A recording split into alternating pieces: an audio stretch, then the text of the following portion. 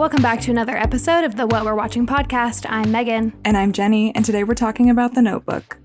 And today we have a very special guest. Tori from the Ready to Be Petty podcast is here. And her podcast is amazing. It's one that I listen to all the time. It's a pop culture weekly recap. She talks about reality TV shows, celebrities, scandals, things that are going on. And it's always very topical, and it's such a fun listen.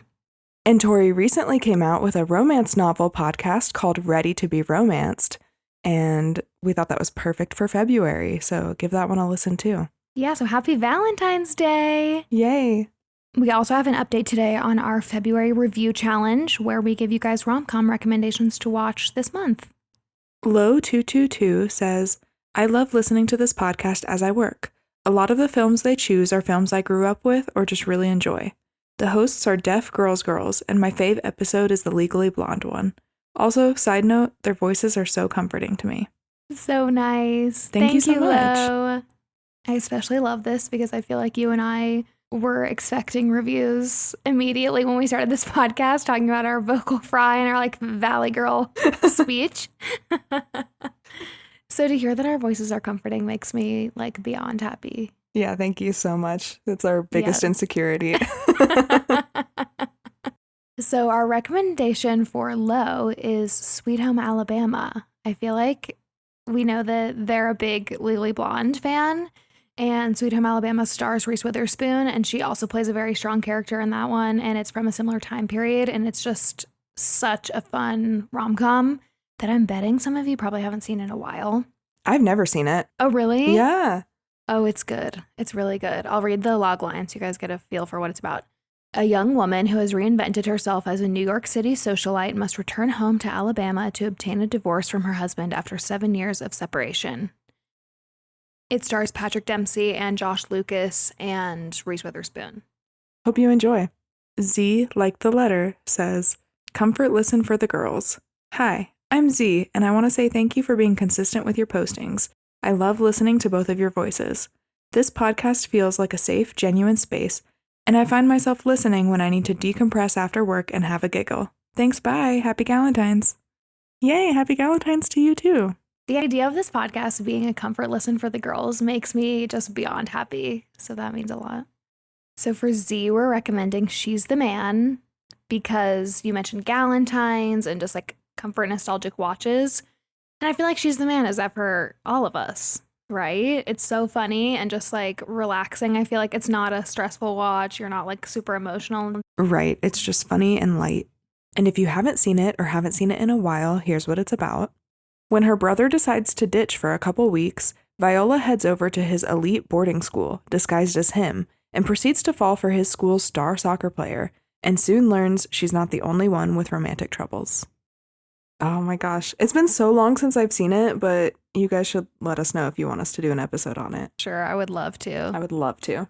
And if any other listeners want us to recommend rom-coms for them to watch this month, leave us a written review on Apple Podcasts, and we would love to do it. Awesome. Enjoy the episode with Tori. Hi, Tori. Thanks for joining. Thank you so much for having me. I'm super happy to be here. Yay. I'm so excited to talk about The Notebook. I had not watched this probably since high school, and I bawled my eyes out in high school, and I was like, not doing that again until like last week. What year would it have that been the first time you watched it? 2013, probably. I'm just LOLing because I saw it in theaters. Oh, you did? Yeah. So in 2004. Okay, yeah, wow. She was there. Yeah, I was there at the scene of the crime. I was born in 92, so I would have been like 12 or 13 at the time. Yeah.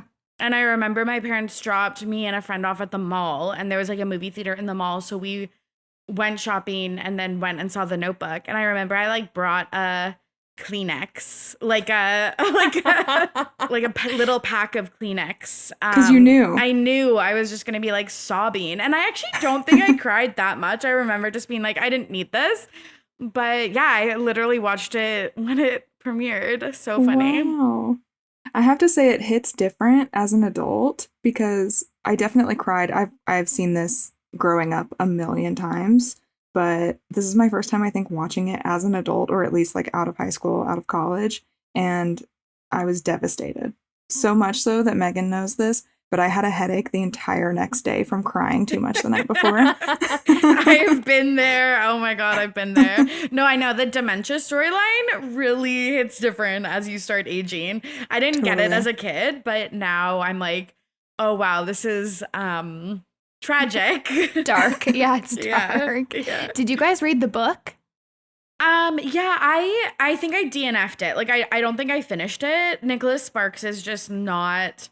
It's funny, his books are just not the books for me because they lean way heavily more into like romance than like other books that I enjoy. So I don't think I finished it, but I like all of his other movies. Like I like, The Last Song and the one with Amanda Seyfried and Channing Tatum. Oh, yeah. Was that Letters to Juliet? No, but that's also a good Dear movie. John? Was that one? Yes, Dear John. Yeah. And A Walk to Remember was good too. Yeah. Totally. But yeah, his books don't do it for me. I read the book in middle school, and I think I may have been like a little too young to read it, and I don't remember the book at all. Yeah, I'm just imagining your mom coming in your room, you're reading the notebook sobbing about this dementia patient as a 12-year-old. I'm sure that's what happened. I was just talking to her about it the other night, and she was like, yeah, I remember you reading that book. That's so funny. That is funny. Okay, so the logline of this movie is an elderly man reads to a woman with dementia the story of two young lovers whose romance is threatened by the difference in their respective social classes. And yeah, like Tori said, this came out in 2004. Yeah, it's a classic. It's so good. We're 20 years later and it still holds up. So I think that's a good, test is that we still enjoyed it in 2024. Totally. And this filmed in Charleston, which I feel like I probably could have guessed because of the scenery, obviously.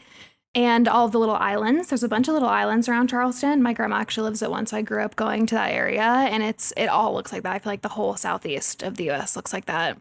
The town of Seabrook, which is where Noah's house is that he fixes up, is actually filmed in Mount Pleasant, which is a big suburb of Charleston. So if you guys know the Charleston area, you'll know that. Yeah, it's stunning. The whole, like, the summer scenes at the, like, lake and, yeah, just all the greenery and stuff. It's so beautiful. I know, it's so pretty. It's, like, got me dying because it's cold. It's, like, we live in Denver and it's cold here. Obviously, I'm sure it's cold where you are. And, like, I need that. I feel like I need the warm beach. Yeah.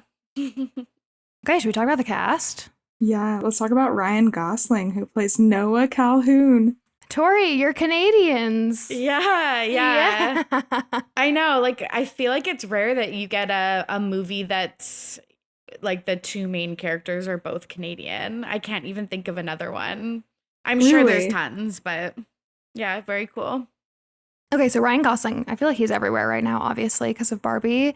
But he is married to Eva Mendes, and I feel like they are one of the most underrated couples in Hollywood because they're so private, which makes me love them. Yeah.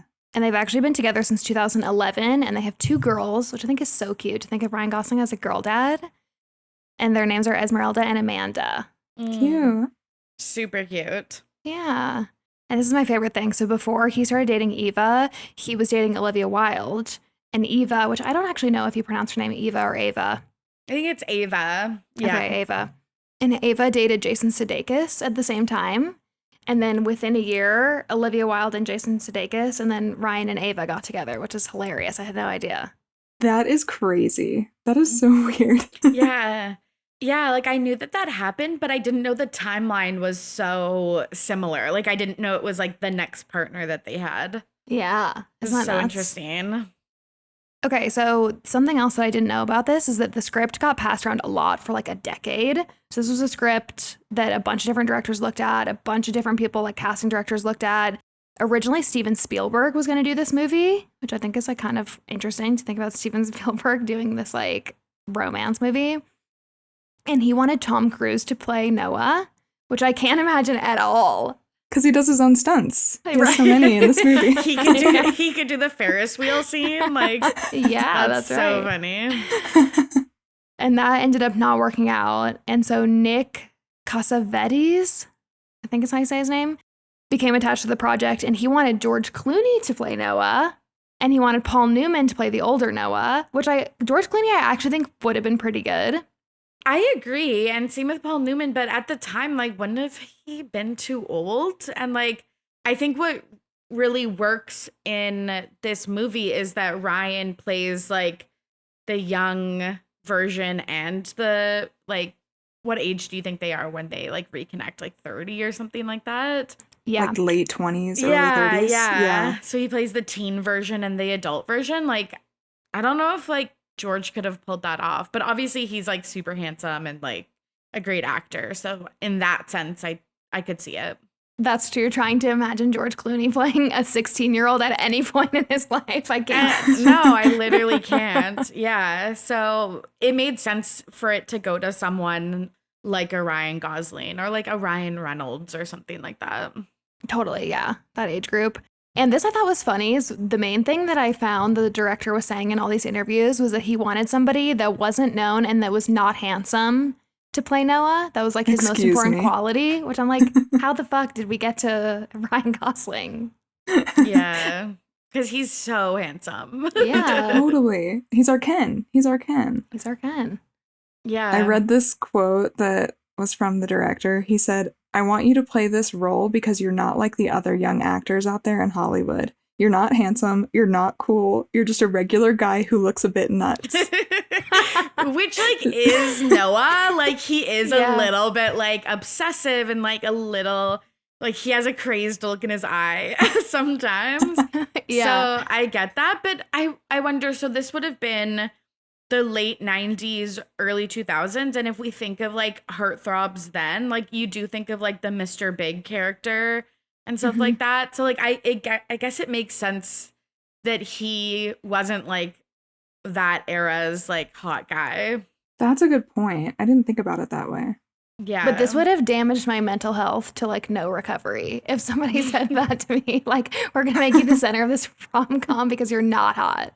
Yeah. It's like, sucks. It's funny though. Speaking of his crazed eyes in this movie, did you guys know that he wore brown contacts during filming? I did not know that at all. I didn't know he had blue eyes. It's wild. I can't even picture him with blue eyes. I had no idea, except for I turned the movie on and Brian, my husband, walks in and goes, "Hey, it's brown-eyed Ryan Gosling." And I was like, "I'm sorry, what?" He knew. Yeah, he knew. So I don't know what it is, but a brown-eyed Ryan Gosling just does something different to me. I don't know. Yeah, you like it. Yeah. I like it. Yeah. Yeah, he's so hot. So I heard a rumor that he wore the contacts to make him appear warmer, like his blue eyes would be too piercing or something for the character. But I haven't been able to confirm that. It actually seems like the only reason why he wore the brown-eyed contacts is to match James Garner, who played older Noah. Yeah, that's fair. Yeah, I guess you had to do that. And then I didn't know this, but Ryan and Rachel very famously didn't get along on set. And Ryan even asked the director to take Rachel off set. I didn't know that. Yeah. Yeah, that's interesting. Like, okay, now I'm writing like a whole enemies to lovers like plot in my head. But because I feel like all I've heard about the casting for this movie with them in particular is like how electric their tapes were when they were filming, like testing together. So that's interesting. But also from a directing standpoint, it's like that's what you want when they're, because they do fight a lot. They're very like, honestly toxic. Yeah. Yeah, like from a present day lens, like they're kind of toxic. So I feel like Ryan is saying this and then the director's like, "Oh no, this is the cast. Like we have to do them now." I love the enemies to lovers thing. That's so funny. Yeah, the reason that surprises me is because they dated. Like shortly after the movie came out. They dated from 2005 to 2007 and then again in 2008. So How did I miss that? Oh my God. You need to go back and look at like paparazzi pictures and stuff like that. You missed it probably because you were too young, but I was eating it up like in People magazine. I've only got 3 years less than you, but for some reason, I It's just missed the enough. Notebook stuff. The pop culture stuff didn't hit me. Totally. I really liked them as a couple. They seemed great. It's funny, no one's ever called them like a PR couple and stuff like that, even though they, dated immediately after this was filmed. Like, it wasn't the Robston craze like when Twilight came out a few years later. That's true, because Twilight wasn't that long after, was it? No, I think it was Huh. 2009, so 5 years. How could you do a movie like this, though, and not fall in love? Oh, I say that all the time. I just don't think it's possible. No, I say that all the time, that I would be like, what are we after after the 2 film days wrapped? of rehearsal. Yeah, and I would be like, oh my God, this is it for me. So yeah, I get that. Yeah. Another iconic moment in their relationship is they were nominated and won the MTV Movie Award for Best Kiss, which obviously is from the iconic, I guess it's not a lake, like pond kiss or whatever, Mhm. that's in the movie. And this was really fun because they made a big spectacle of it. Like, they walked on the stage at like opposite ends, and then they did like a big wind up, and then they like ran into each other. And it's kind of actually like very Bachelor nowadays, where like the contestants run and jump on the lead on every date. But at the time I was just like, this is so fun. Well, I wasn't actually really analyzing it like this, but I think the feelings I had was like, this is so fun that they're like playing into it, that they respect this movie. That was another thing I wanted to say about The Notebook, is like, it was kind of like Justin Bieber, like when he started like his career, like they just didn't respect it, and they didn't respect this, and a lot of other like female focused media just didn't get the respect that other things got. And I just loved that they weren't shying away from this project, that they like were not embarrassed by it, that they respected it. So it's very iconic. The MTV Movie Awards also were very iconic at the time. I feel like award shows have kind of taken a nosedive in just like relevancy. But at the time, when you were starved for celebrity content, and you didn't have social media and stuff like that, award shows were like one of your best options to see your fave celebs. And so I remember just loving everything about this whole thing.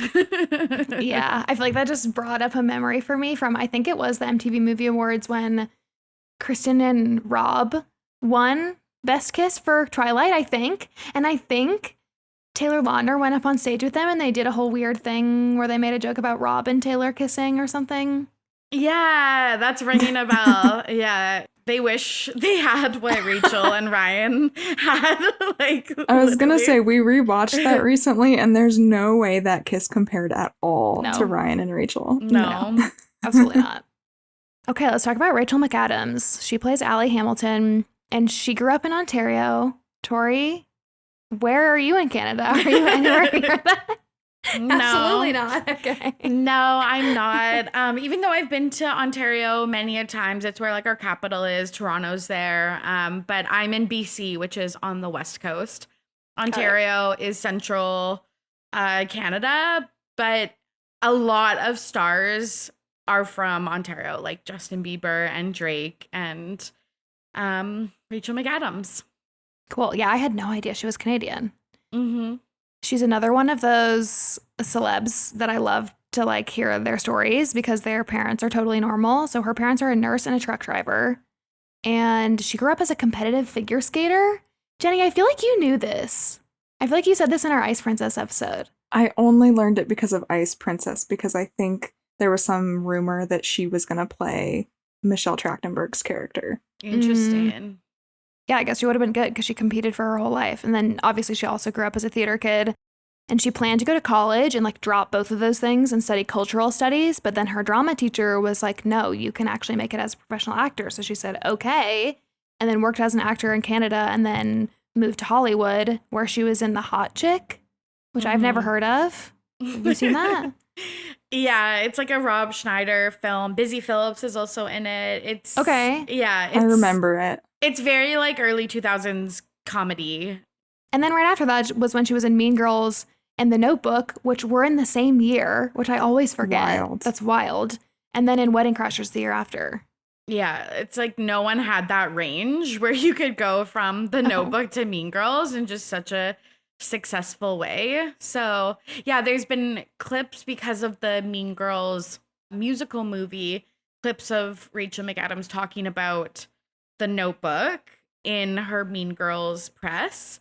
And yeah, she was just like so like demure about it. I don't think they knew that it was going to be such a hit. And I think James Marsden in your notes, he's actually said that too. So people just didn't know what a phenomenon it was going to be. I guess how could they? Like, you don't think that a romance is going to blow up and be the classic that it became? Totally. I also learned that she's always been a really big environmental activist. She like speaks up for a lot of different causes, which is cool. I didn't realize that. And she also has a super private relationship. So she's been with a screenwriter named Jamie Linden. He wrote We Are Marshall and Dear John. Oh. And they've been together since 2016 and have 2 kids. I had no idea. Interesting. She also did a lot to prep for this movie. She spent a bunch of time in Charleston just to like get to know the area. And she took ballet and etiquette classes and worked with a dialect coach to learn the Southern accent, which the accents in this kind of crack me up. What did you think of them? I thought they sounded normal. Yeah, like I've only the farthest like in the South I've gone is Nashville. Like I don't listen to this accent a lot, so I had no idea if it was good or bad. Megan and I are both from the South, and I didn't notice if it was good or bad, but Megan, do you have an opinion on this? Oh no, I thought it was good. I just always think it's interesting to hear people do that like old Southern twang because it's different from like the Southern accent you would hear now. It's very like, oh, okay, I need to find this. Do you guys know the SNL sketch where the guy is talking about the big snowstorm that was in Atlanta? Jenny, do you know what I'm talking about? No, I Okay, guys, don't. I will find this and post it on our Instagram because they're making fun of this accent in it, and it's this like Southern gentleman supposed to be, and he's just like shitting on Atlanta for not being able to handle any snow, and it's actually really funny, and they use this accent in it, so that's always just what it makes me think of. Oh, I can't wait to watch it. Yeah, anyway. I also learned that a lot of people were considered to play Allie, which, like, the list is long, so I'm just going to read it really fast. Jessica Biel, Britney Spears, Jamie King, Jane McGregor, Jennifer Lawrence, Kate Beckinsale, Kate Bosworth, Amy Adams, Mandy Moore, Scarlett Johansson, Claire Danes, Jennifer Love Hewitt, Ashley Judd, and Reese Witherspoon. That's so many. Yeah, but then they got down to Britney Spears and Rachel McAdams, which I cannot see Britney doing this for a second with Ryan Gosling. No, it makes so much sense of why they didn't go with Britney Spears, even though she is my queen and I owe everything to her. But it's not it's not the role for her. But just last year we got her audition tapes because they were like leaked or revealed or whatever. So you can actually watch her audition, and honestly, it's good. It's a good audition, but I just think, to me, she doesn't have this, like, the movie takes place in the 40s. She doesn't have the look where Rachel McAdams, I think, very much does. And there's this thing, I don't know if either of you have heard about it, but like an iPhone face. And it's just like where you're like, I don't believe this person has never seen an iPhone before. Yeah, I've heard of this. And it's like Britney Spears, like, I just feel like she has like a 90s, like, I don't know, I just can't take her out of a 90s aesthetic. Yeah.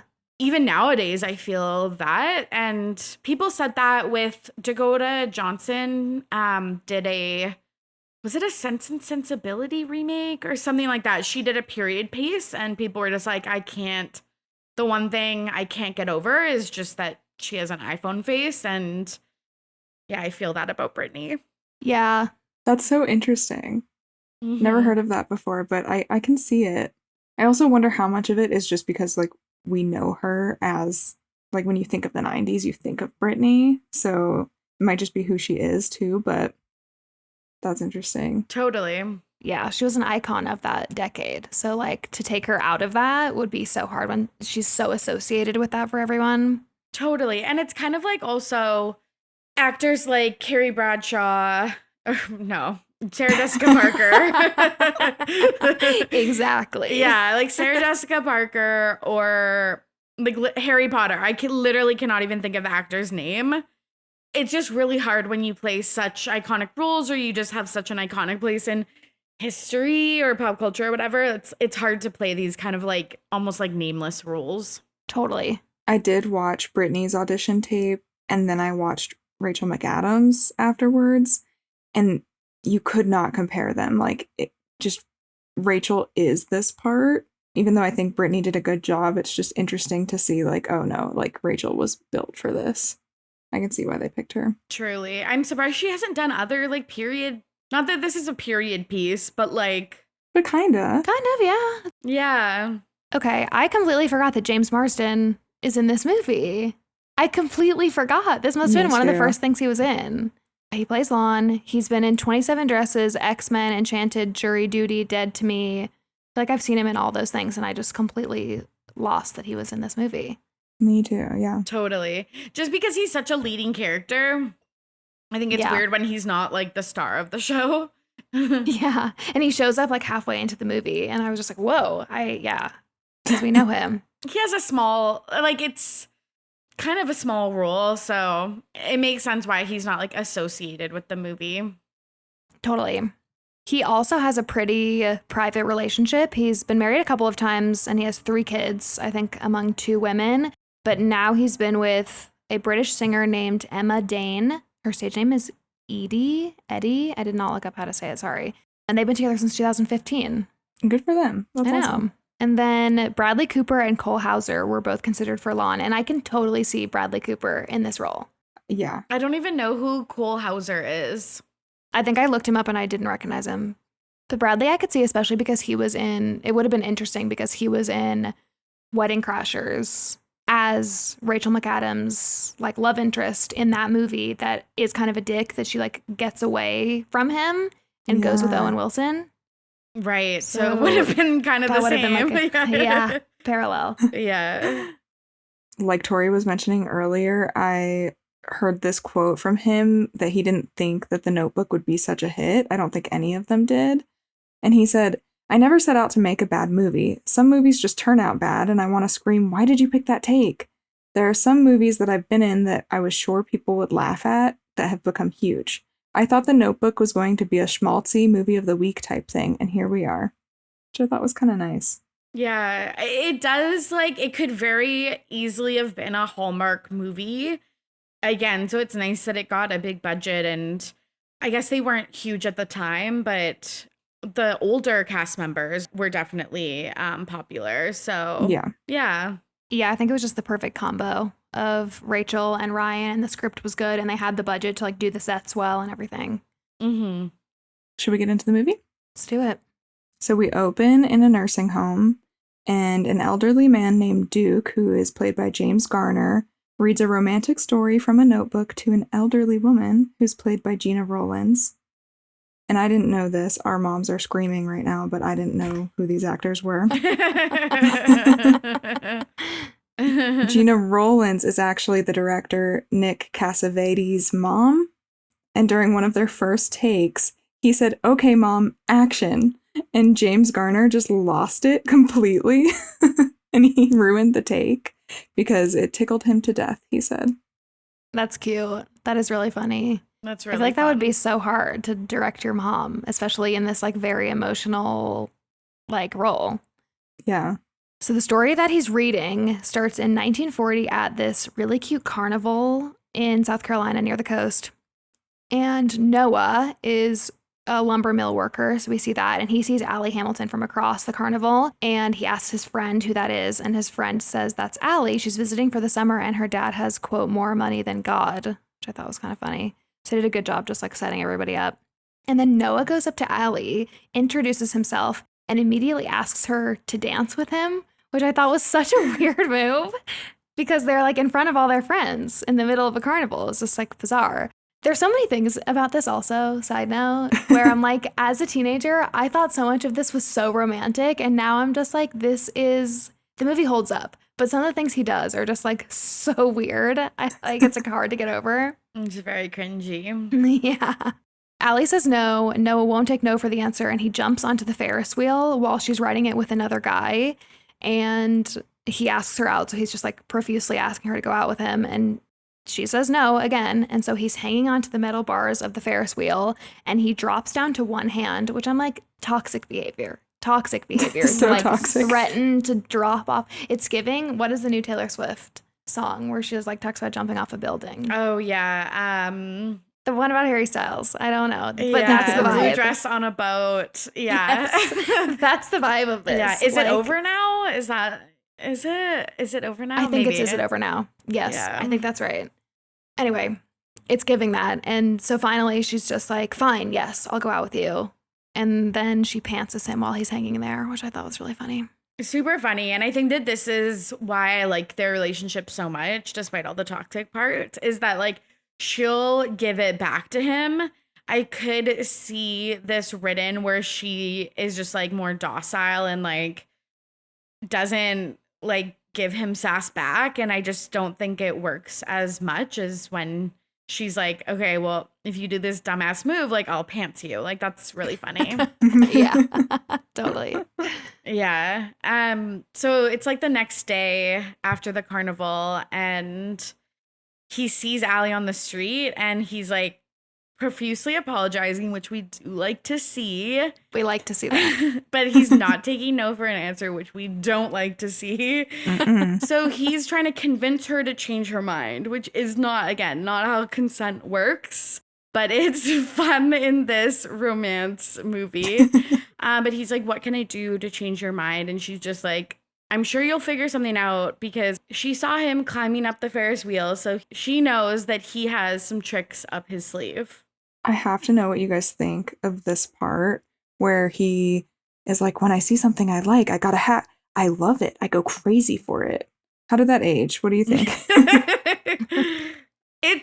I don't know. Like it like weirdly works in the movie, I think. But like when you spell it out, like it doesn't work. I think he's just trying to convey how excited he is about her and like that.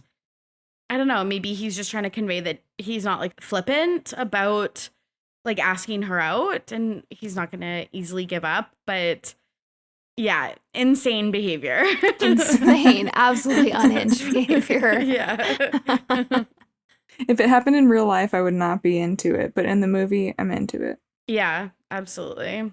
So then Noah gets Finn and his girlfriend Sarah to set up a surprise double date at the movies without Allie knowing. And Finn and Sarah are making out during the entire movie, so Noah moves to sit next to Allie. And they kind of make eyes at each other the whole movie, and then afterward, the two of them go on a walk together. This is like the first time I feel like she is actually genuinely kind of interested in him. Mm-hmm. Which kind of surprises me, because when I was watching this again, I was like, what?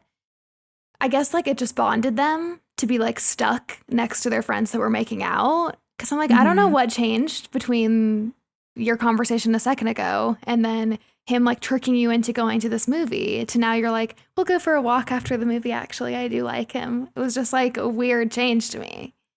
Yeah, I guess that it's kind of like maybe she sees the summer play out in her head of like double dates and stuff like that. But like, or maybe she's impressed that he did quote unquote figure something out. But it's like, yeah, like lying to her, like that's not a good start. That's not a good foundation to build a relationship on. Yeah.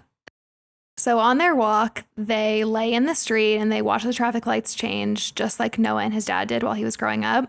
And at first she's like, you can tell she's hesitant and she's probably, you just get the vibe that she's like a risk averse person and she's not really into his like chaotic behavior. And because she's resistant to lay down, he says, that's your problem. You don't do what you want. And then this becomes a big theme that we see throughout the movie for Allie, for her like holding back and doing what she thinks she's supposed to be doing and not necessarily what she wants to do. And so she gives in and they're laying in the street. And she tells him in this moment that she loves to paint, which comes back later because she doesn't say that to the person that she ends up with later. So it's just like I don't know, you get the sense that she's like opening up to him. And then a car comes and they run out of the street and Allie can't stop laughing, which I thought was like really cute. You could tell that she like liked getting to like show that side of her. And then they dance together in the street while Noah hums the song I'll Be Seeing You, which becomes their song. Very cute. So sweet. So after that night, their first date, I guess, they like start seeing each other. I feel like this is the highlight of the themovie. We do. Yeah.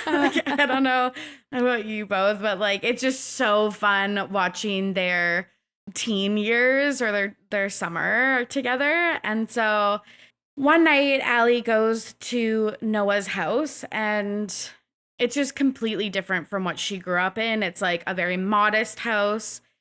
You can tell that Noah has a really close relationship with his dad, Frank, where I feel like Allie's parents are always kind of at a arm's distance from her. And Allie brings him a painting that she made, and they eat breakfast at 10 p.m., which again, it's just kind of like the casualness of this household compared to hers is just something so new to her that I think she really likes it. And then we get just tons of cute scenes of their romance. And we also see them fighting, like you were mentioning earlier, Tori. She's hitting him, like it's very intense fighting. And then Duke's narration says that despite their differences, they were crazy about each other.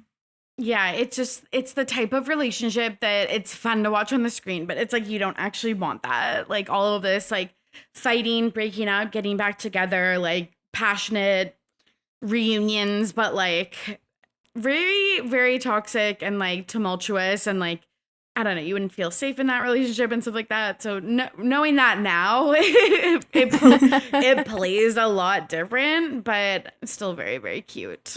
I think the point of it was just to show like their passion, maybe, because like you don't really see the intense emotions in romance movies. I feel, especially like the Hallmark kind, right? They're very like subdued. And that's what makes this one different to me. That's true. I think it also, actually, now that you say that, shows that it's serious. Because I think if we just saw them being super cutesy the whole summer, it would read very like kids in love, cute thing that like wasn't supposed to be as, you know, serious and deep and like long lasting. Interesting. So maybe that was just the point. Yeah, that's true. Like it's not just some summer fling or whatever. They're kind of showing that there's more depth to it. Yeah. Mm-hmm. Yeah, and this is so funny because I'm pretty sure you both left this out of the outline. We did. I didn't notice until you put it in. Yeah, and then when I was like rereading it and like taking notes while I was watching the movie, I was like, this is like the iconic scene, other than obviously they're reuniting like pond in the rain makeout sesh, but like this is the scene. And I remember just this scene was used so much in the promotion of the film, like in a lot of the trailers and stuff, but it's the scene where they're in the ocean and she's saying if she was like a bird, what would he be? And it's like, say you're a bird and stuff like that. And it's just funny because in like nowadays we had that viral meme that was like, if you ask your boyfriend if you're a worm, would he still date you? It's like, we haven't changed one bit, girlies. Like, No. So embarrassing. But yeah, she like is just demanding that he says that if she was a bird, that he would also be a bird. And it's very cute. Mm-hmm. Yeah, this was the line, I feel like, from the movie. Like, this was the quotable thing for like years and years and years after. And to your point, it still kind of is. Totally. So my takeaway here is that if your partner doesn't say that they would be a worm too, it's a red flag. Yeah, absolutely. Yeah, cut him loose. So when Noah meets Allie's parents, they don't approve. And her mom asks what he'll do when the summer ends and spills the beans that Allie is going to college in New York in the fall. And then they kind of go off and do their own thing. And Allie's parents watch them together. And Allie's dad says it's just summer love.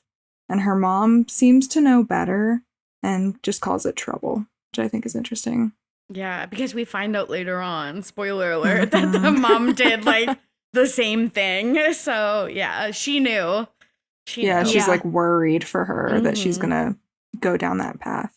Mhm. Yeah. And I had forgotten that, and rewatching it makes me want to go watch it again to like rewatch the mom parenting Allie with that lens, like knowing that they had the same experience and handled it differently.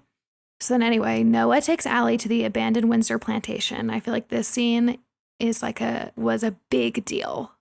Or like, especially watching this, I feel like when we were younger, I remember the scene being a big deal. And so this is where Noah tells Allie that he wants to buy the house and restore it. That's his life's dream. And I love this part when Allie says she wants it to be white with blue shutters and have a wraparound porch and a room overlooking the river so she can paint. Like, I still want a white house with blue shutters because of this quote. Totally. I want a room where I can paint. Yes, Yeah. agree. Yeah, I know. Yeah. And there's an old piano in the house, and we see Allie play it, and you can tell she's grown up playing piano, and there's one song in particular that she knows, and that will come back later. And then they have sex for the first time, and it's like kind of awkward. I also hated the fact that they start at opposite sides of the room, take all their clothes off, and stare at each other. And I'm like, this like cringes me out for them filming it, because I'm like, they just were like, okay, now look down there, and then they get a whole reaction, and I hated it. But in general, the like concept of the scene is cute. And they both say they love each other for the first time. And then Finn, Noah's friend from like their work together, runs into the house to warn them that Allie's parents sent the police out looking for her, and everybody is freaking out. And it's just like this big interruption, and obviously kind of ruins the moment. And it was just like funny to watch this back as an adult, because I feel like my reaction to it was very different. But something interesting that I learned was that while they were doing all the shots of the house, at least the outside of the house, they were using special effects to make the house look dilapidated, because it is actually a real house that is in totally fine condition. And so none of that was real. Yeah. Interesting. So was the inside of the house, was that a set or was that the... Right. I bet that was a set. And then the exteriors were special effects. Interesting. Yeah, I think so. Okay, that makes sense. Or maybe the house, like once it's finished, is maybe the inside of the house. But I'm guessing for that room, because that's really the only room that's inside that we see, is that like broken down big living room with the piano. So I'm guessing that was a set. Okay, not me thinking that they actually like found a dilapidated Me house too. and then Restored it. No, I know. Like, this makes so much more sense. Yeah. Yeah. I wish I remembered what I thought about this scene when I first watched it in 2004. I think I because I was so young, like, I think the like sex scenes really were lost on me. I do kind of remember being like, how could you like just stand in front of like basically a stranger nude? Like, Yeah. and like with like, no, like she's just like standing there. And I was like, how could you do that? Like, that's insane. But that just shows you like that we're weirder about our bodies when we're like, at the swim pool, changing room and stuff like that. Yeah. Like growing up and just, all of that weird body stuff. But I thought it was sweet because like, I don't know. I just feel like in the 40s, this is kind of what teens having sex would look like, because I feel like nowadays it's like, yeah, this probably wouldn't happen, but they didn't have like probably sex ed, and they like didn't, and I don't know, they just wouldn't have the information that we have nowadays. So I'm like, this actually seems kind of realistic to me at this point. But yeah, I wish I remembered what I really thought at the time. Yeah, it felt very natural, I will say. Like, even though it was kind of cringe, like thinking of being in that situation and having and going through those steps, I was like, well, yeah, like it seems like it fits for them. Totally. Yeah, especially to your point, I think losing your virginity at that time would have been a huge deal. So like kind of, I mean, more so even than now, especially them living in the South, like it was a big enough deal when like we were growing up. So to go back in time, I'm sure like this is an appropriate reaction of it, them making it a big deal. Totally. So then Allie and Noah return to her parents' mansion, and Allie's mother forbids her from seeing him. And Noah this makes me so sad. I know. Noah overhears her mom calling him trash and her dad saying he's not suitable for her. And Noah leaves and Allie follows him out, and they have this terrible argument, and she impulsively breaks up with him and then immediately regrets it and chases his truck away and is like, no, we're really not broken up, right? And it's devastating. It was so sad. And then the next morning, Allie's mom tells her they'll be returning to Charleston immediately. And then if it couldn't get any sadder, Allie goes to the lumber yard to try and find Noah, and he's not there. So she tells Finn to tell Noah that she loves him. And when Noah finds out, he rushes to Allie's house, but it's too late. She's gone. Devastating. Yeah, it would not have been the same story if they had texting and stuff like that. I just like can't imagine not growing up in this day and age. Like I covered Bridgerton on the most recent episode of my romance novel podcast, and just thinking about the miscommunications that they had through letters kills me. Like, it just sucks when you say something and you can't take it back because it's like taking days to get to them. But we see that Noah is writing Allie letters every day for a year, but because her mom gets the mail, she's like intercepting them. She does keep them, but after 365 letters that have gone unanswered, he stops writing so he can hopefully move on. And again, because this is the 40s, they go off to war, him and Finn dies during the war, which I also did not remember that this happened at all. Yeah. Like, that's devastating. Yeah, I completely forgot. Yeah, this whole part is just like the saddest series of events between them breaking up. Also, like them calling Noah trash made me so sad, and then them breaking up, and then both of them missing each other, and then Noah and Finn going to war and Finn dying. It was just like boo, boo, boo, boo, boo. Yeah.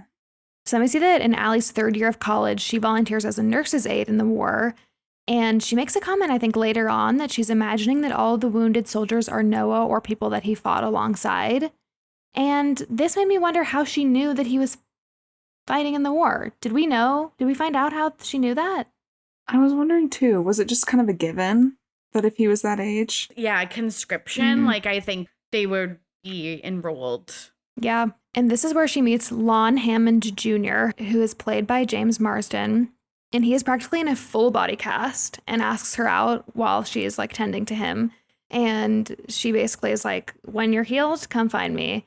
And he does. So when he's healed, he finds her, I think in Charleston, or no, wherever she's going to school maybe. And he asks her out. We find out that he comes from old Southern money. He's very charming. We immediately know this is the exact type of guy that her parents want her to find.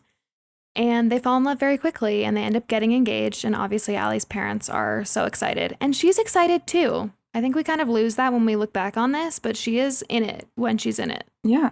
Totally. And also, I feel like it's understated, and maybe we can talk about this later on, but like that he's actually like a nice guy. Like, Yeah. I feel like Yes. you want to hate him because obviously you're rooting for Noah, but like he doesn't really do anything that bad at all in the movie. No, he's a great guy. He is not the Bradley Cooper in Wedding Crashers that you hate.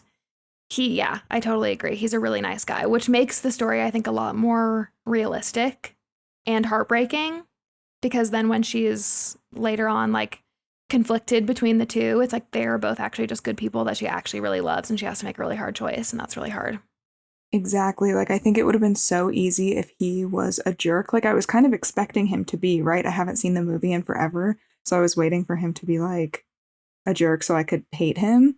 But he never did anything wrong. And he was actually, like, so gracious the entire time. Really gracious. And I think that just makes it a harder choice, like you were saying, Megan. Like, if we had hated him, then we would have just been like, okay, easy choice here, Allie. Come on, move on. But it makes sense. So then when Noah returns from war, his father says that he sold their home so that Noah can buy his dream house. This is the Windsor plantation, the dilapidated one. He's like, Dad, where are you going to live? And he's like, with you, silly. And so his dad lives with him and helps him restore the house. And one day, Noah takes a bus to Charleston to get the building plans approved. And by some stroke of luck, he sees Allie on the street.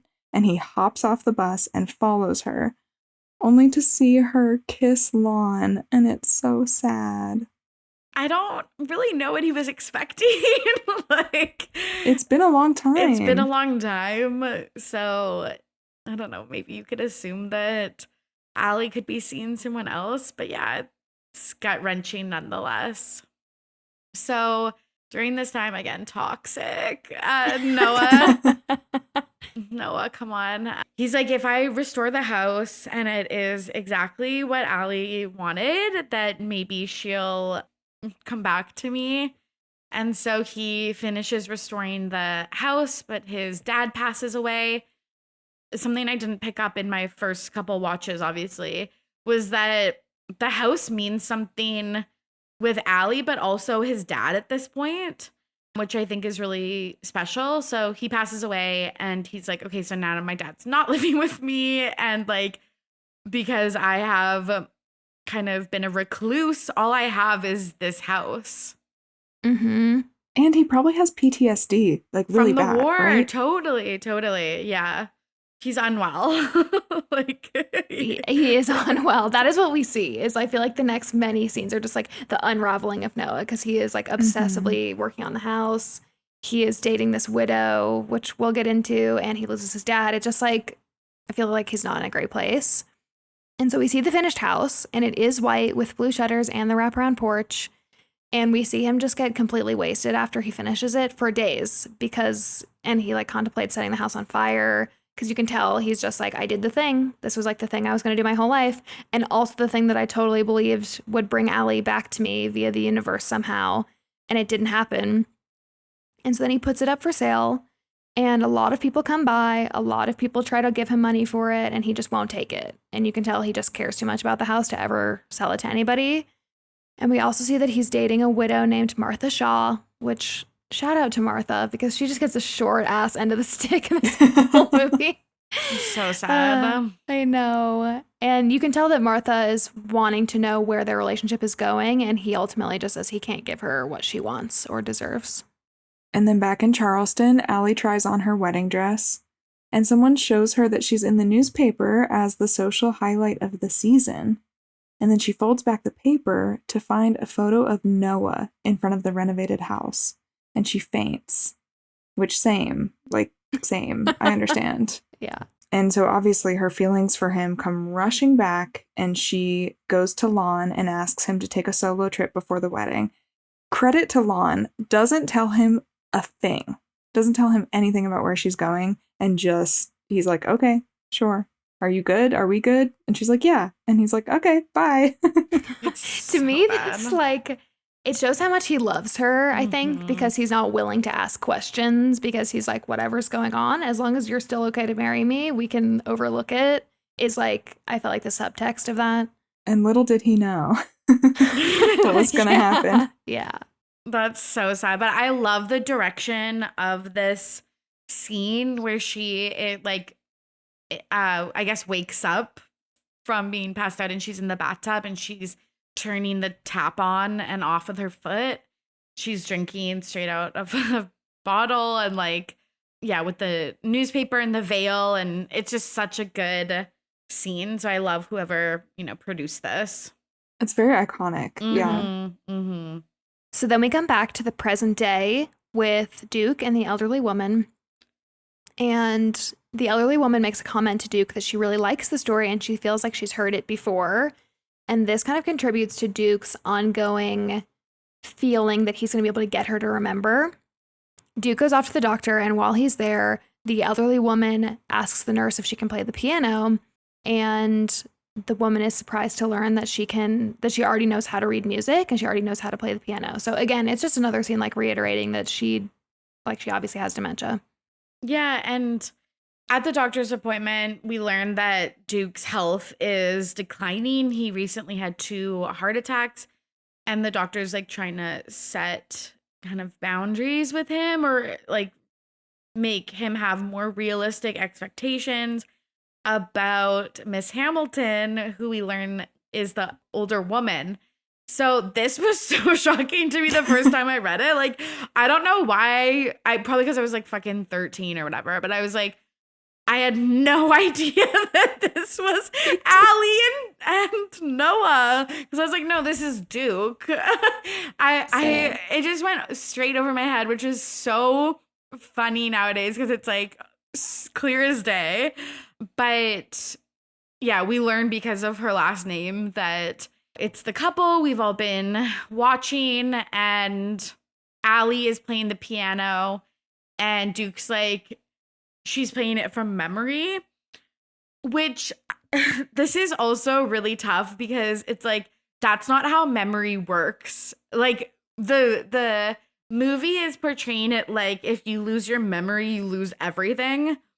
And it's like, there's definitely different kinds of memories, and things like piano music just are encoded in your brain in a different way that like it makes it sound so like when the doctor is saying this, it's like I'm like, this is not factually correct. It's like how Yes. you can like hear a song that you haven't heard of in 15 years and you know all the lyrics. Like it's in a different part of your memories than like her identity and stuff like that. So I'm like, this is so annoying rewatching this.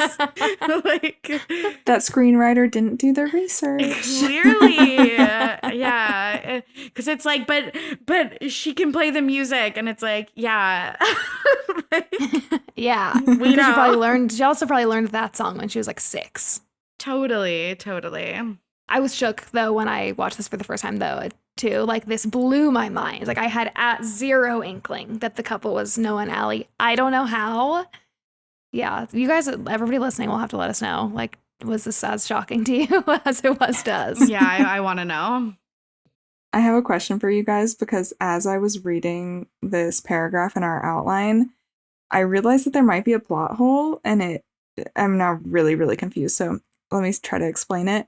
So Duke uses a pseudonym, right? He goes by Duke instead of Noah to not startle Allie or something. She's called Miss Hamilton or Allie the whole time, introduced to people as Allie, introduced to her kids as Allie. So how is she listening to this story about Allie Hamilton and Noah and not thinking it's about her? Yeah, It's a good point. It's a good point. Right? Yeah, that's interesting. And did we ever find out why he goes by Duke? I don't think so. They don't explain it.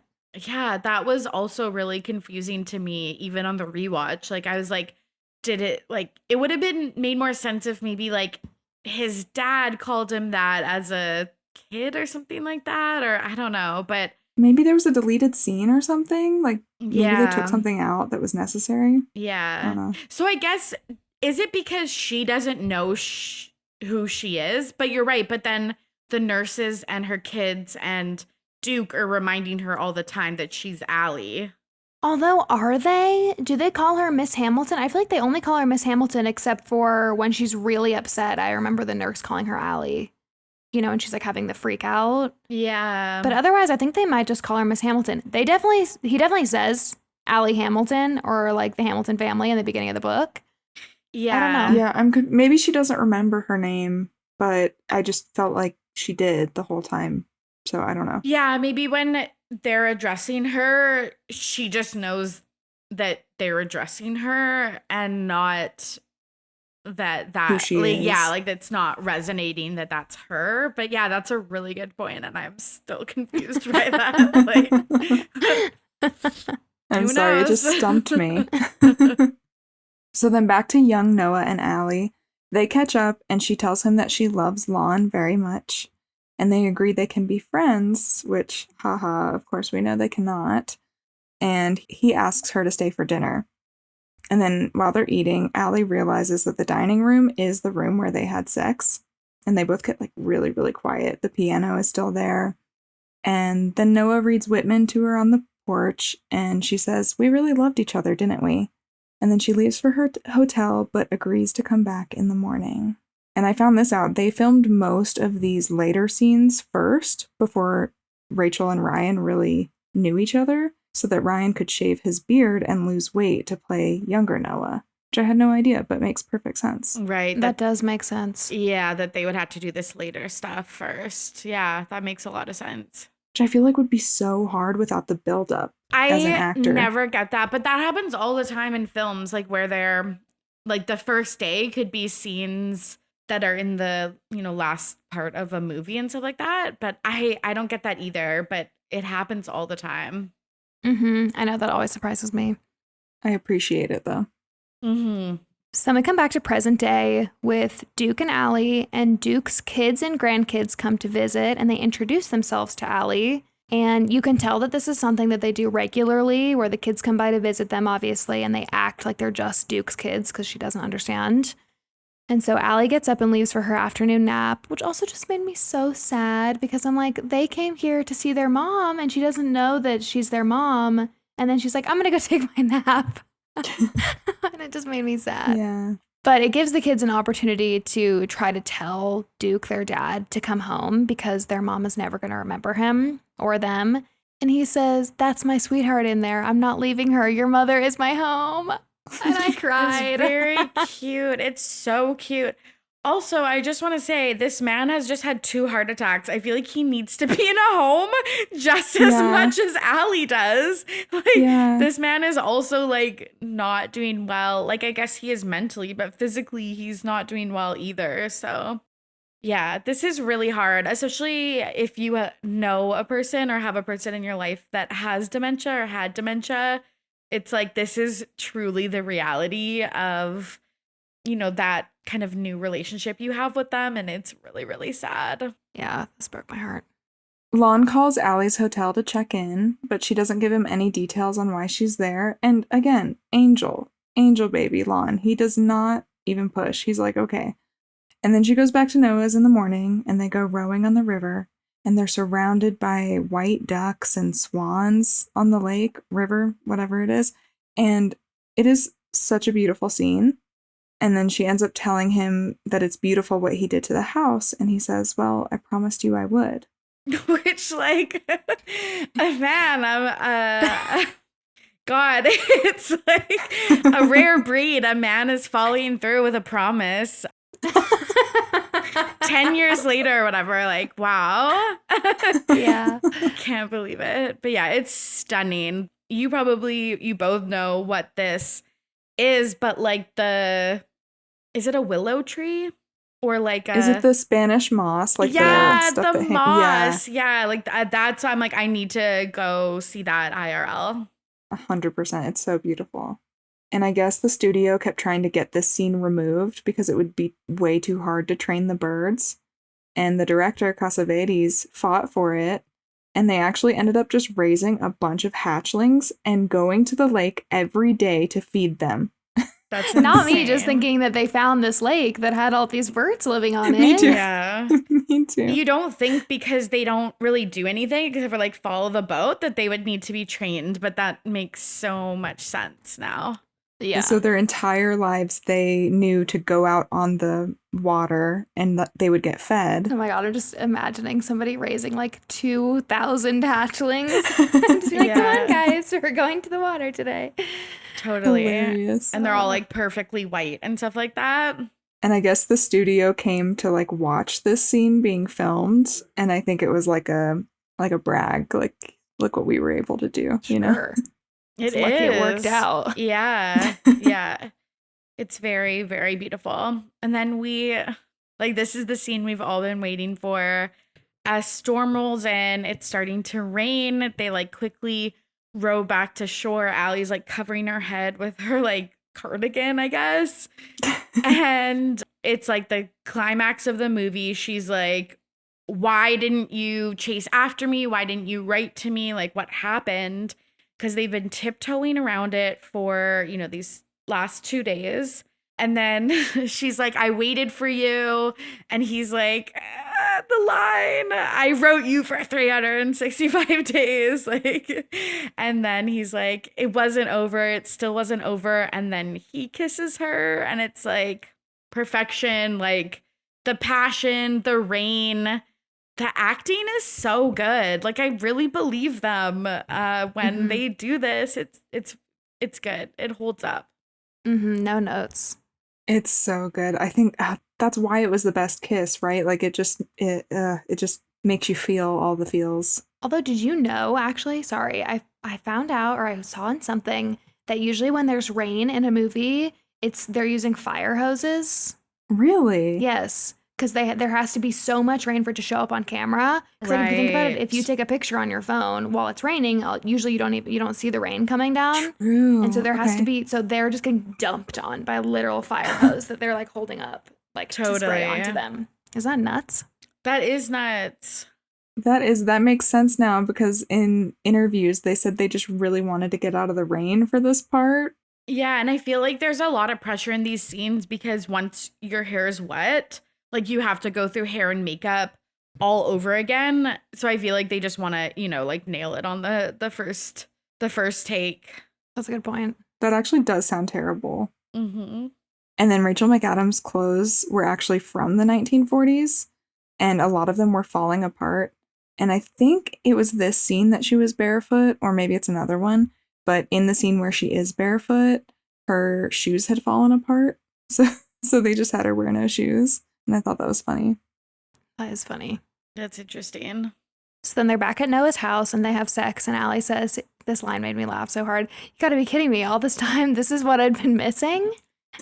It's like, Yeah. okay. Like, does she mean that Lon, like, is not good at sex? Or does she mean that Noah is good at sex and she didn't know that because the first time they had sex, it probably wasn't good? I interpreted it as the first one, but it probably was the second one. She's probably saying, like, if I had gotten all your letters and we still would have been together and we would have been doing this the whole time, is actually probably what she meant. But in my head, I was like, damn. I know, because I was like, brutal. Like, Lon is just catching strays here. But like, so I didn't get that part.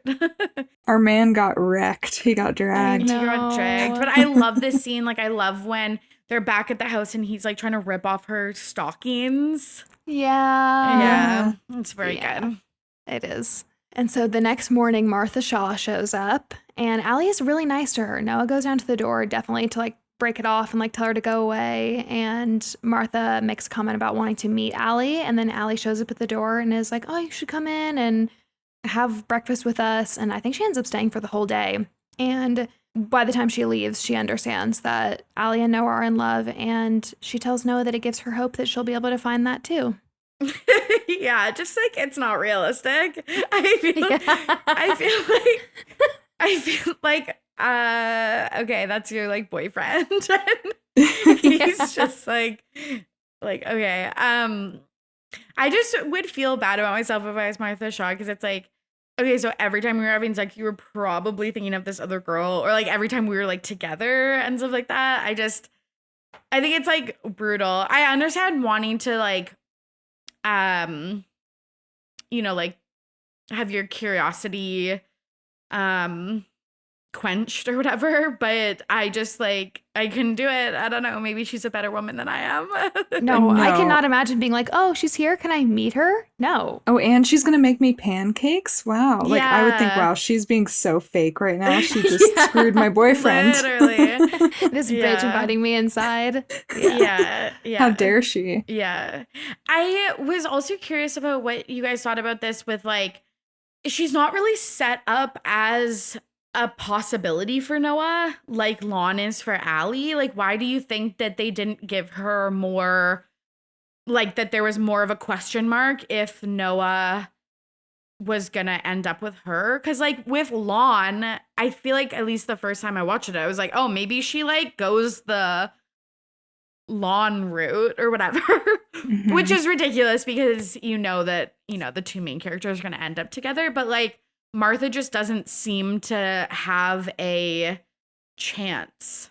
I think that they just thought it would be more romantic if Noah never fell in love with anybody else. Right. Like, because then we're like, oh, it had to be Allie. But we wouldn't like him as much and think he's as wonderful and amazing if he did fall in love with Martha, I think. Right. Interesting. Yeah, I agree with that.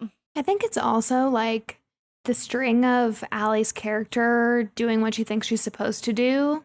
I think it's true to her character that she would move on and find somebody new and that was suitable, that her parents would like, and get married at a regular age. Whereas Noah, I feel like, is a little bit more chaotic and does just do what he wants. So I feel like he's just like kind of using this woman for sex and for company because he doesn't want another relationship unless it's with Allie. But I think you're Yeah. right also, Jenny. I think also that's right, that it just is romantic to see a guy not give up. It is romantic. It's just it's just a lot less realistic. Mm-hmm. But I guess we're not watching this for like realism. Yeah.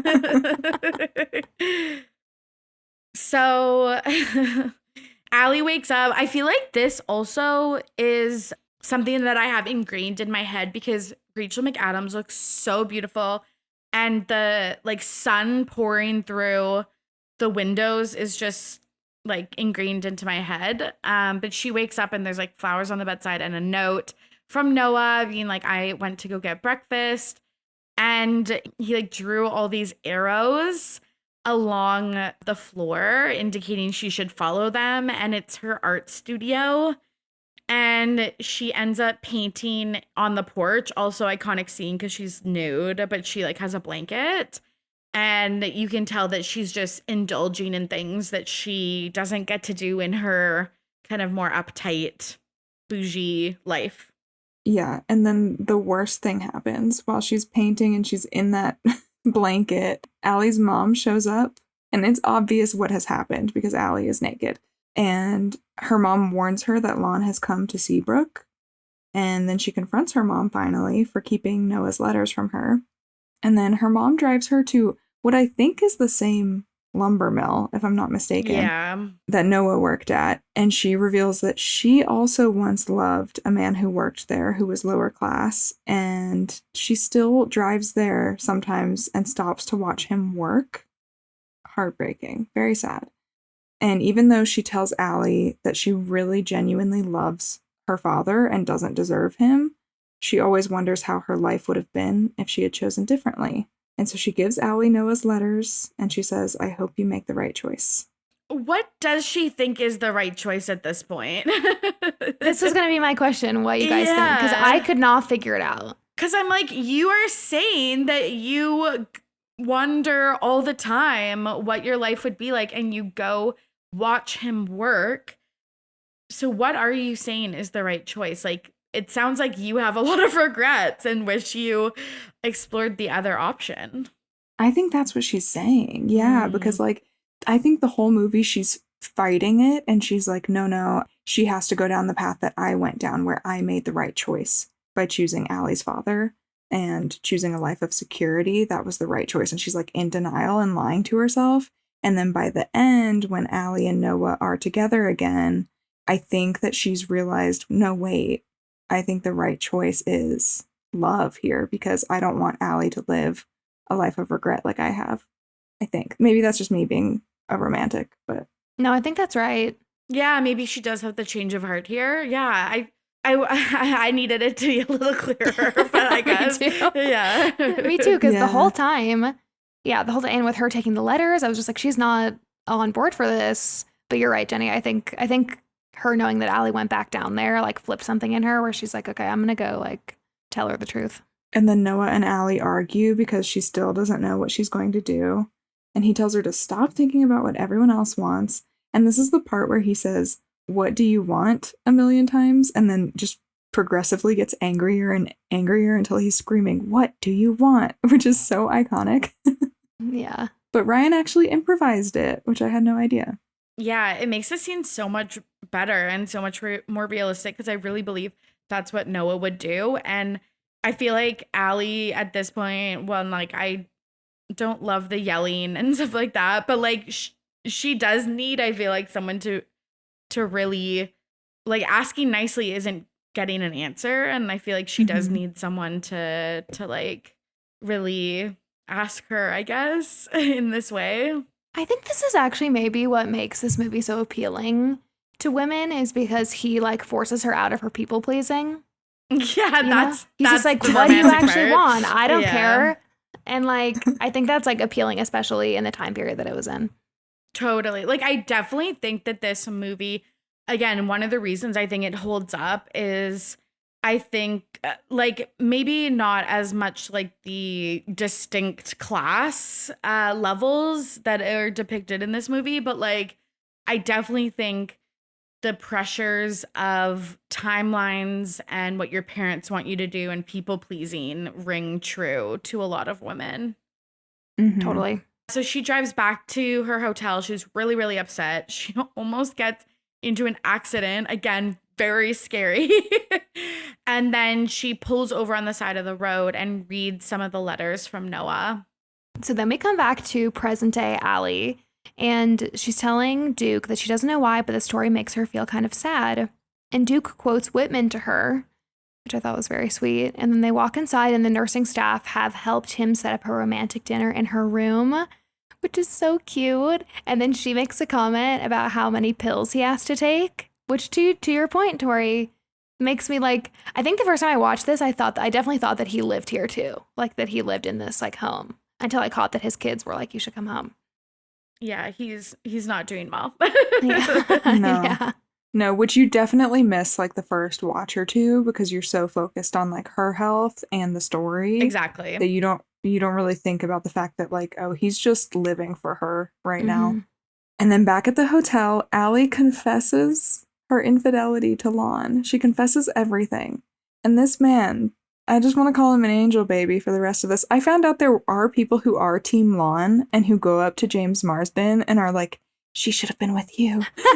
No, but literally she should have, I feel like. Yeah. Noah is so toxic, but yeah, whatever. Yeah. Like, yeah. Like, I love this movie. I love everything about it. Like I said, I cried for like 20 to 30 minutes after this movie was over, but I still really like Lon. He's so likable. Mm-hmm. And he just says that he still wants to be with her and tells her it's normal not to forget your first love. But also, like, it's nice, but also, like, what is wrong with him? You know? Like, they're Where's supposed to the get passion? married. Yeah. Yeah. Well, just like, is she just going to keep sleeping with him once they get married, you know?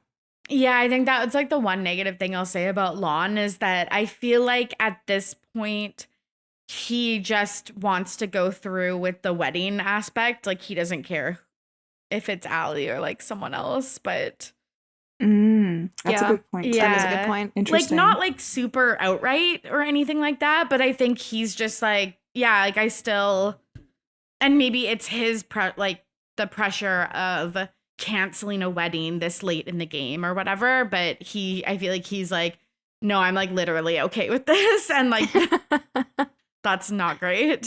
Yeah. No, that's a really good point. I got married last year, and the amount of pressure that comes, especially this close to their wedding, of like all the vendors, especially for them, like their wedding is in the paper and like their parents are all very high status and he's kind of famous. And so it's like a whole, I can imagine that also just being like, him being like, we will fix this later, but we're going to keep getting married, right? Yeah, no, that's a good point, and I think it's interesting because I didn't think about it that way, but like, yeah, there is just no passion in this relationship with Lon. Exactly. Yeah, okay, I'm with you. And then in the present day, Duke says, and they lived happily ever after, and Allie says, who did? And then in the story, we see Allie return to Noah. And we see the same thing happen in the present day. So Allie has this like moment of clarity. She remembers who Duke is and asks how much time they have before she forgets again, which like broke my heart. And Noah says that this has happened before, and last time they only had 5 minutes together. And so they use the time to dance to their song, I'll Be Seeing You. And she asks about the kids, and she asks him to tell them that she loves him. And then, like I'm sure what happens every time, like with these scenarios, she gets disoriented again and freaks out. She's very confused. She's very upset. She thinks he's a stranger and she doesn't understand what he's doing there. And she screams for help, and the doctor has to come sedate her. It's so sad. Yeah, it's really, really sad. I'm, sobbing at this point. Yeah. Again, this shook me to my core the first time I read this, like, or watched this. I just had no idea that this was like the plot twist of the movie. But we see that the notebook that he reads to Allie is like a journal, and she had wrote it before she had dementia. So the like inscription says, to my love, Noah, read this to me and I'll come back to you. And so that's why he reads it to her every day. I don't know why I was like so shook that it was her journal, because it's like, that makes so much sense. What did I think it was? I thought it was his journal the whole time. Right. And so that little twist that she did it while she still had her memories, It just kills me. Yeah. And then Noah has a heart attack, and Allie is taken to the dementia ward. And as soon as Noah recovers enough to walk, he tries to sneak into Allie's room. And then the nurse tells him that he's not allowed. This is the best part. I remember my mom having to explain this part to me when I was a kid because I didn't get it. The nurse says, even though he's not allowed, she's going to go get coffee downstairs, and she won't be back to check on him for a while. And then he notices that she has a full cup of coffee on the counter still. And so Noah sneaks into Allie's room, and she instantly recognizes him, and she asks if their love can create miracles, and he says, that's what brings you back to me each time. Ugh. And then she asks if their love could take them away together, which is where I'm losing it, and he says he thinks their love can do anything they want it to. And he crawls into the hospital bed with her and says, I'll be seeing you, which is the name of their song. It's his last words to her. And they fall asleep holding hands. And the next morning, the nurse finds them, and they have died peacefully in their sleep, holding each other, while she still remembered who he was. Oh my Sobbing. God. I'm literally like, I'm gonna cry thinking about it. I'm like tearing up. Like, it's so sad. So beautiful at the same time. Yeah. And again, I just didn't see this coming when I first watched it. So like the first when you realize that they've passed away together is just like so brutal. Heart-wrenching. Heart-wrenching. But in like the most beautiful way. Like I said, I watched this like a few times in high school and bawled and was just like, I'm gonna put it away. Like I don't need to watch it again because it was like so upsetting. And then watching it again, I was like, no, this is such a good story. And it's like so beautiful, and I love both of them, and the characters are so good. So I would highly recommend a rewatch. Yeah. Unless you just wanted to catch the recap so that you didn't have to be devastated, that's fine. We respect that. Seriously. We'll take one for the team. Yeah. In 2015, the CW was developing this as a TV series, which I had no idea. Not the CW. I know. No. I know. That part would have been bad. It would have been so cheesy. I guess, well, the 90210 reboot was on the CW, and was it okay? You know, it was good. Like, it was fun. It was a good TV show. They do great, fun shows. Like, I loved The Vampire Diaries. Yeah. Totally. I think it wasn't Pretty Little Liars, the CW. But like this, I don't know. I feel like Jenny and I always, every time we watch a movie, we're like, we want a TV show of this, but we want HBO to do it. Yeah. Totally. Yeah. It's hard to like remake a classic like this.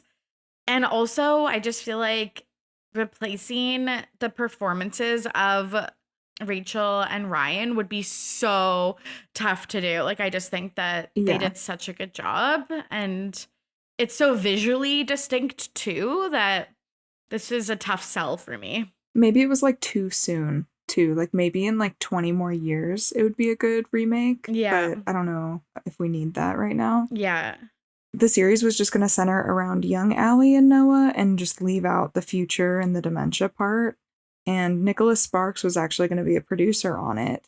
And they just couldn't attach a writer. So nothing ever happened with it. Yeah, I'm curious what was on the CW in 2015. Like, Vampire Diaries would have been in its last year or two.